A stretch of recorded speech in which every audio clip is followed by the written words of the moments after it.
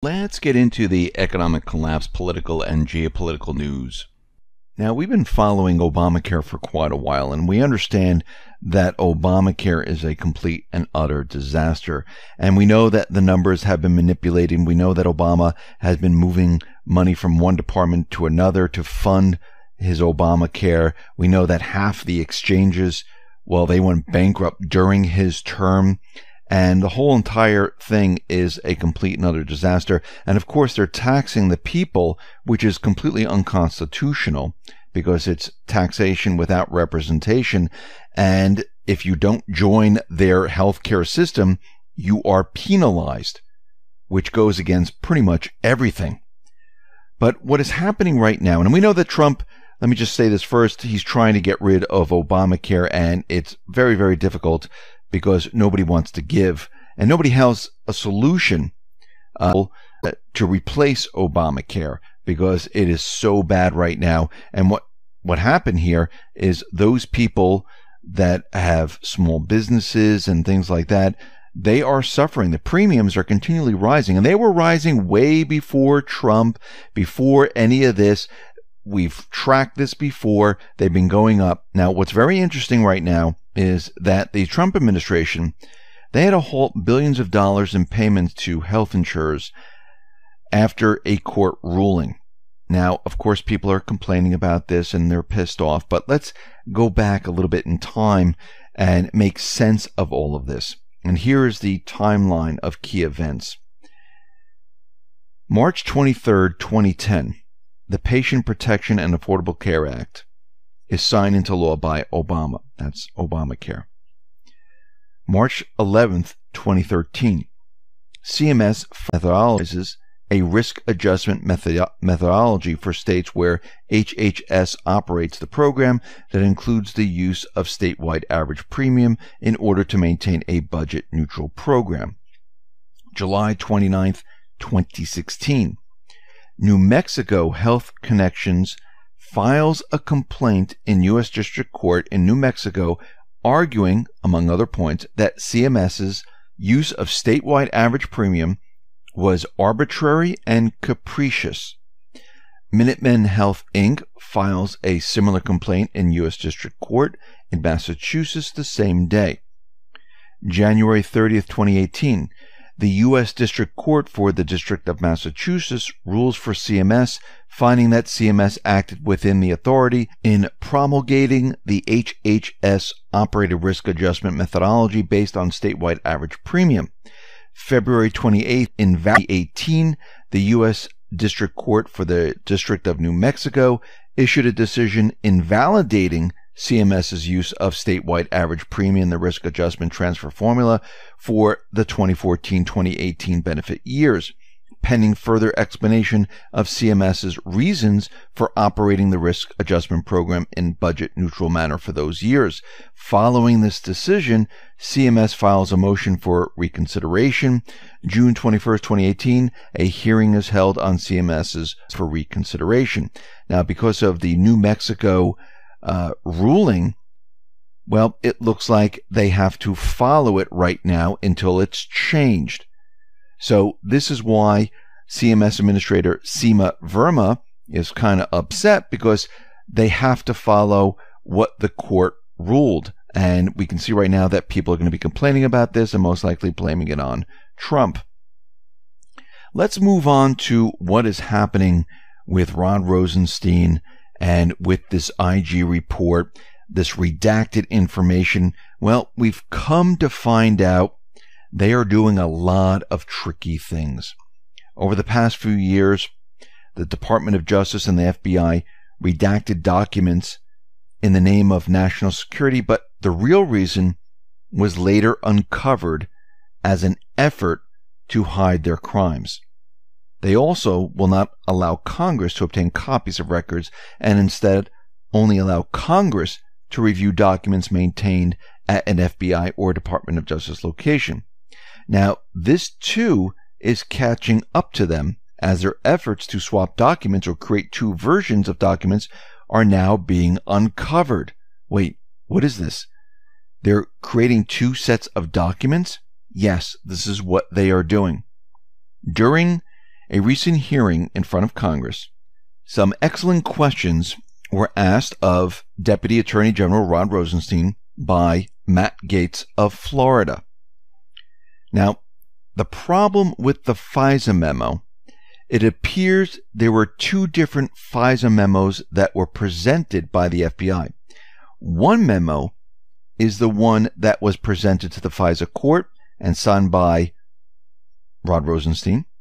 The other memo is the one that the members of Congress were allowed to see. Apparently, either the documents were illegally duplicated or Rod Rosenstein is lying, both which are crimes. In addition, we are now seeing a pattern like the redacting of documents by the FBI to cover up FBI and Department of Justice crimes. The FBI and the Department of Justice will not provide Congress with copies of documents. They say they're doing this for national security reasons, but this is clearly not the case.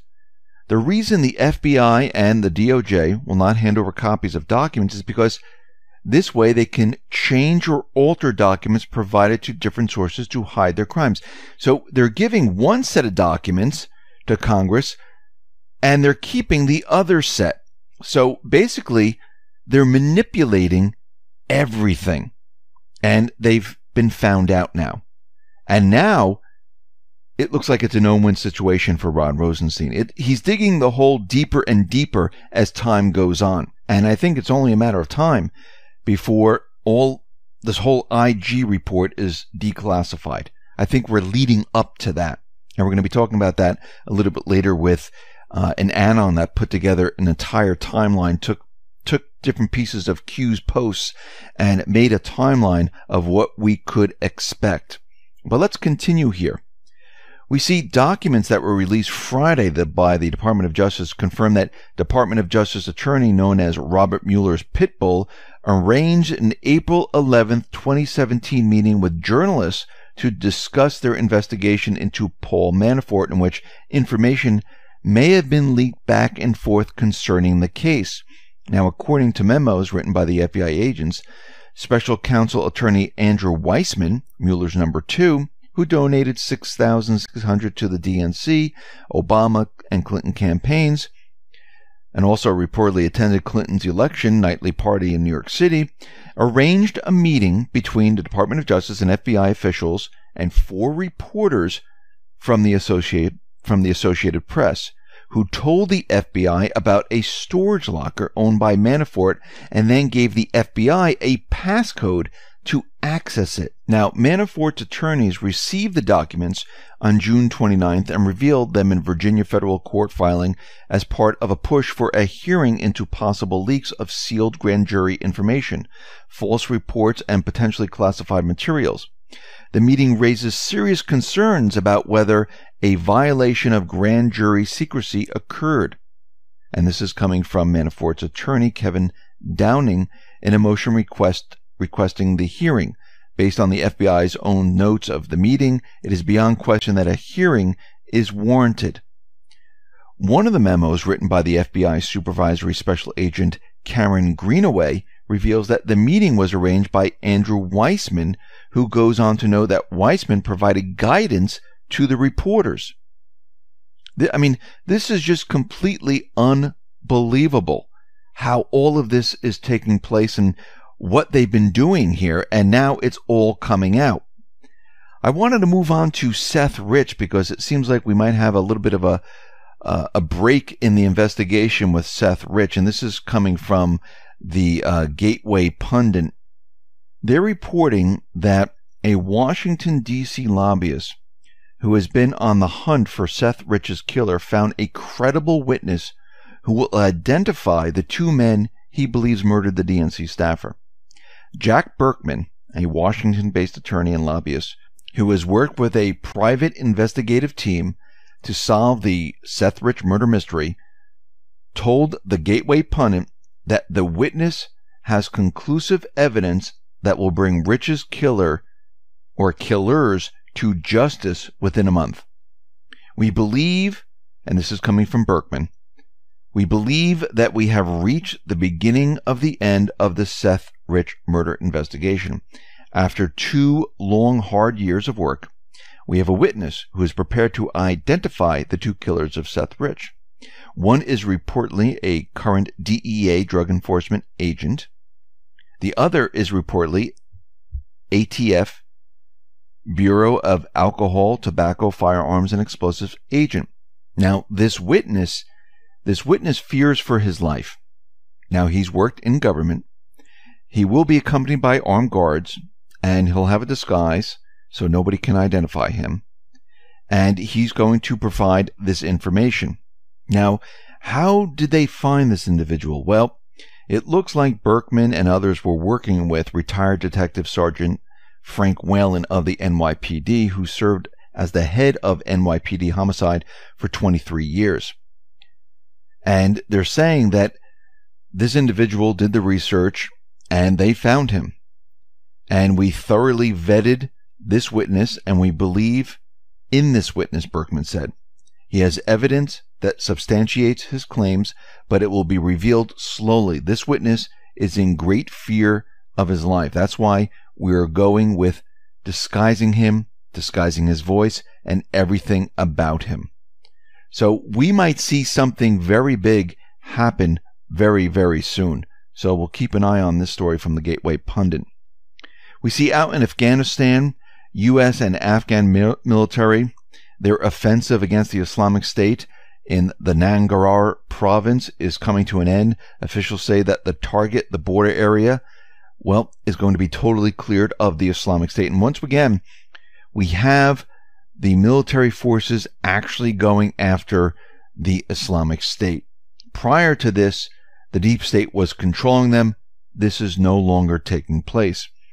We see out in North Korea, the mainstream media is going crazy on how the deal is breaking apart. Even Trump, tweeted that, China might be behind this. And again, he'll never tell you what is really going on. Q has said this many, many times before. Now, Pompeo, he brushed off North Korea's statements. We don't know if they're true. Coming out of North Korea, we see that North Korea still trusts Trump and still have a deal.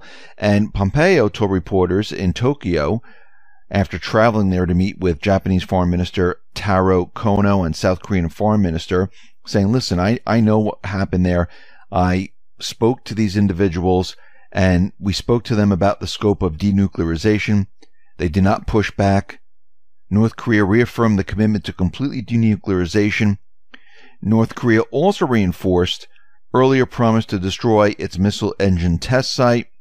And we know that we need to verify all of this so the sanctions can be removed. And they understood this. And I think the corporate media is trying to really push this as hard as they possibly can to make it seem like this deal is falling apart. And it seems like Trump is just playing along with them, leading them in all different directions like he normally does.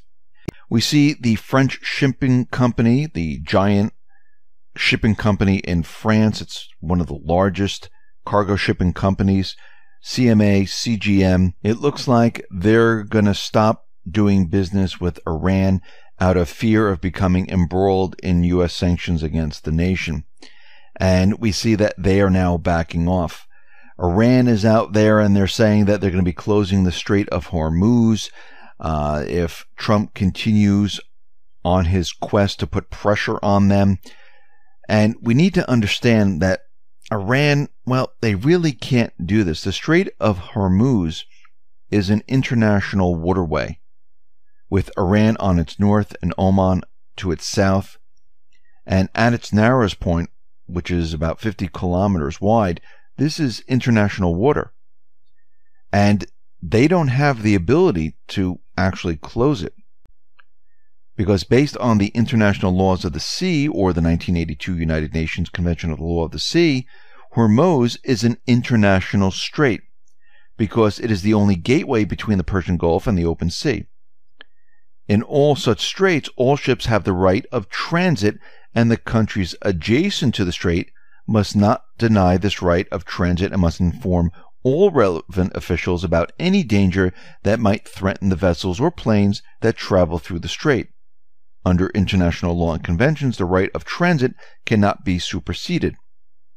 Iranian parliament has not approved the 1982 UN Convention, but the Iranian government has signed it and so is thus committed to avoid any action that would violate the convention. However, at the time Iran signed the convention, it announced that it would only recognize the right of transit passage for countries that had also joined the convention. Now, the United States, they haven't signed the UN convention.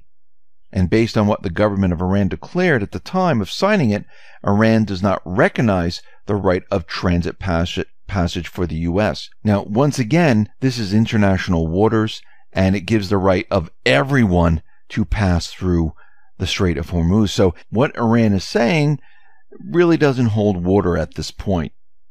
Now, something very interesting. We know that Representative Jim Jordan, he went up against Rod Rosenstein, and he was hitting him really, really hard when he was questioning Rod Rosenstein. And what's very interesting, and I don't think this is a coincidence, Jim Jordan's nephew was killed in a car crash. He was 21 years old. He was Eli Stickley, who was a University of Wisconsin wrestler and a former state high school champion in Ohio in 2014. He died in a car crash on Thursday evening in Illinois. Now, this is very interesting because we know that Jim Jordan, he was hitting Rod Rosenstein very hard, actually kind of calling him a liar, and then all of a sudden his nephew got into a car crash. So again, I don't believe in coincidences. I think this is very strange and odd how this occurred. And, we'll have to wait to see what the investigation tells us. Probably nothing, but this is just a huge coincidence that something like this would happen to Jim Jordan after he questioned Rod Rosenstein. Let's get into Q and Annan that put together a timeline, a tentative timeline for what we can expect in the coming months. Now, this is not, etched in stone or anything like that. I'm going to tell you my opinion of when I think things are going to happen. But let's look at what this Annan put together. Chapter 1, Down the Rabbit Hole, January 2018. Chappaqua server is confiscated by Q-Team. The key to the door of the rabbit hole. What happened during that period? Remember, there was a fire that broke out in Hillary and Bill Clinton compound in Chappaqua, New York. Well, it looks like they were able to get the server. Now with the server, which they have physically in hand, and they have the Wiener laptop, plus Assange's WikiLeaks evidence, they have a concrete case. February, Chapter 2. Mendoza steps down. FCC chair investigated Sinclair. March, Chapter 3. Sessions fires McCabe right before he retires.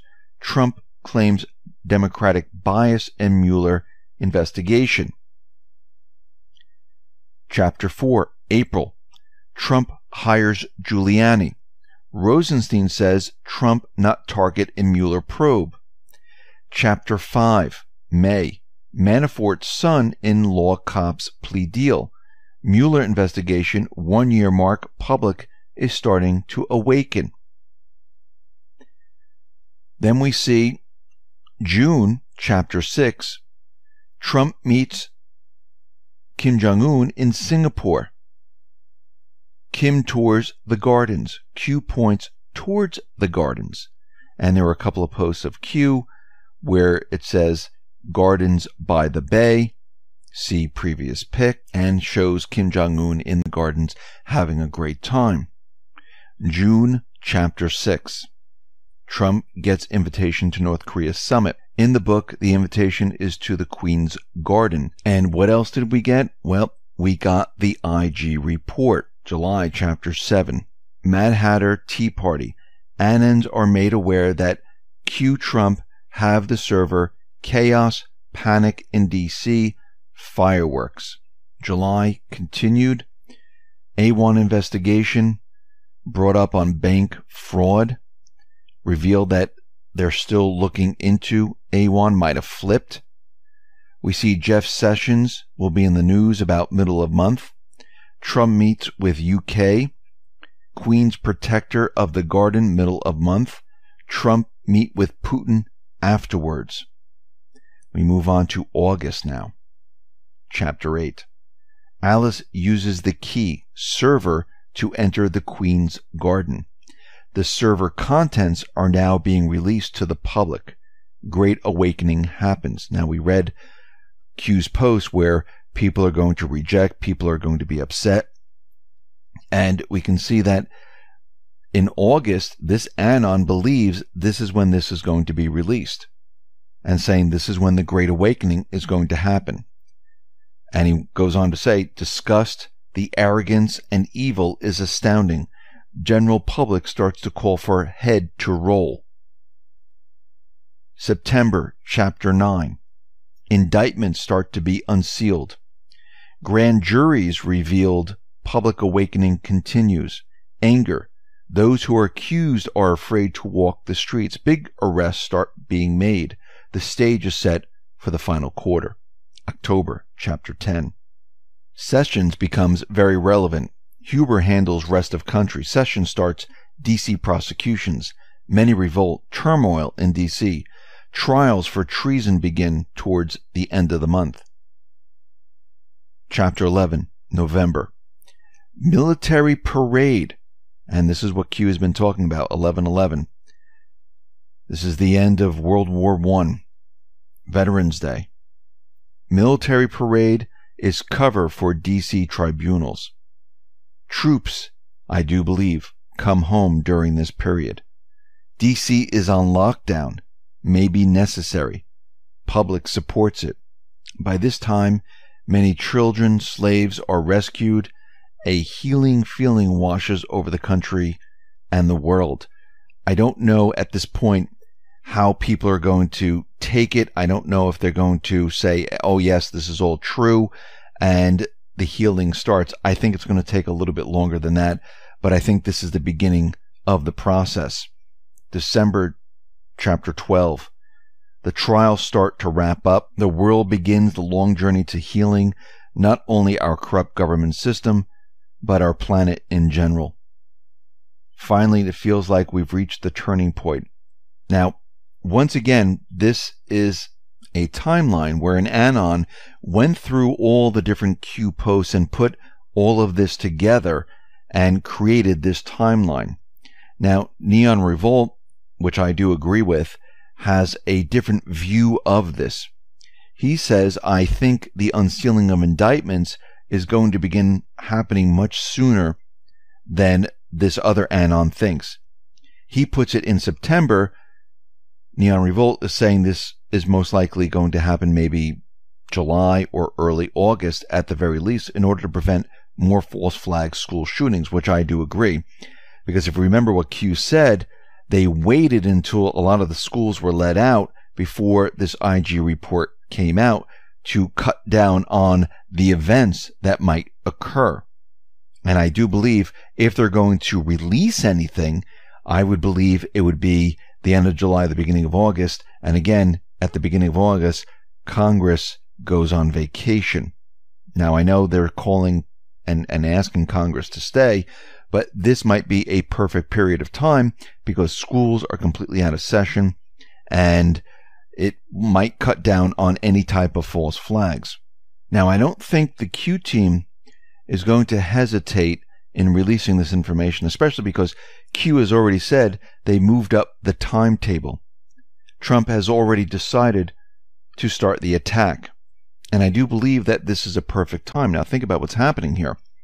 Trump is going to meet with Putin on July 16th. We're going to see the troops. They're going to start to be removed from the Middle East. We have the peace talks with North Korea. They're already looking at another summit location to have a summit. Once Trump is finished meeting with Putin, we're going to see a lot happen. And I think all of this will be way too much for the deep state, the mainstream media to handle. And I think this is the perfect time, since school is out and things like that, to release all of this, because we've been seeing the questioning. We've been seeing what has been going on. We know Rosenstein, the FBI, they haven't given the documents that the House has requested. So this is the perfect time to show the world how corrupt the system is and what they've been doing, and let the chips fall where they may. And I think the time is now, and I think this is why Q is saying that they moved up the timeline. And this is why Q has been saying all they have to do is ask, and Trump will declassify the IG report and let it loose, because they have the server, they have the laptop, they have the WikiLeaks information, they have it all. And Q has said this many, many times. So I think we're going to see something really, really big happen between July and August, this time frame. So we'll have to wait and see.